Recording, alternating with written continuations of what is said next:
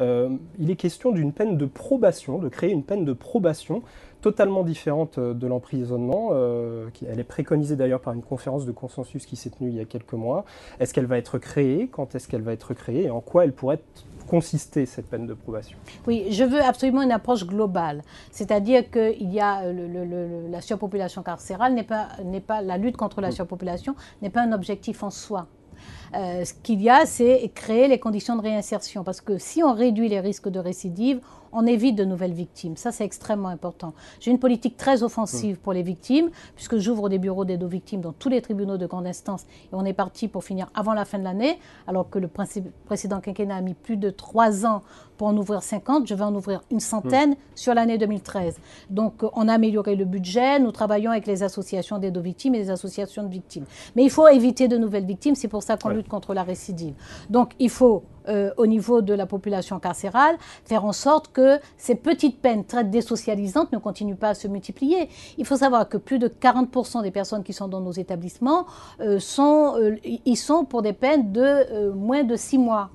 Moins de 6 mois. Parfois pour des peines d'1 mois d'incarcération. Les conseillers d'insertion et de probation n'ont pas le temps de les prendre en charge, de les accompagner. Ça veut dire que ce sont des personnes qui sortent en sortie sèche, sans accompagnement et qui risquent la récidive. Donc concrètement, à la place de la prison, ces gens-là, on va leur proposer une période de probation, une peine de probation. Alors on a des internautes aussi qui ont réagi. Manel qui propose des peines d'intérêt général, Marie-Ange des maisons d'insertion, Sirard des remboursements en cas de dégradation, Paul qui parle de stages disciplinaires au sein de l'armée. La prise en charge par les militaires, on le sait, avait fait débat en 2007.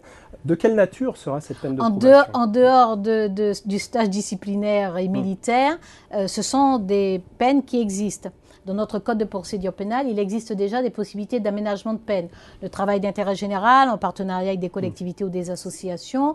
Mais nous avons d'autres dispositifs, comme le bracelet électronique, comme le placement extérieur. Ça, c'est pour des détenus qui travaillent et qui rentrent dormir en prison, par exemple, ou qui vont dormir dans des endroits, mais sous contrainte, si là où ils travaillent, c'est trop loin de leur établissement pénitentiaire. Donc, nous avons ces dispositions. La peine de probation, en fait, est une peine en soi. Et nous y travaillons encore parce qu'il faut la crédibiliser. C'est-à-dire qu'il faut faire en sorte que le mis en cause lui-même, lorsque le magistrat prononce une peine de probation, il comprenne que c'est une vraie peine. Est-ce que ce n'est pas une sorte de sursis avec mise à l'épreuve? Non, justement non. C'est intéressant de préciser ça. C'est quoi la différence? La différence de sursis mise à l'épreuve, c'est une peine qui est prononcée avec l'incarcération au bout en cas de non-respect d'obligation. Mais ce qu'il y a comme défaut surtout du sursis mis à l'épreuve, c'est que souvent le magistrat n'a pas, parce qu'il n'y a pas assez de personnel social pour faire les enquêtes de personnalité, etc. Il n'y a pas le temps de vérifier le casier judiciaire, etc. Souvent le magistrat prononce une peine sans savoir que ça va faire tomber un sursis mis à l'épreuve.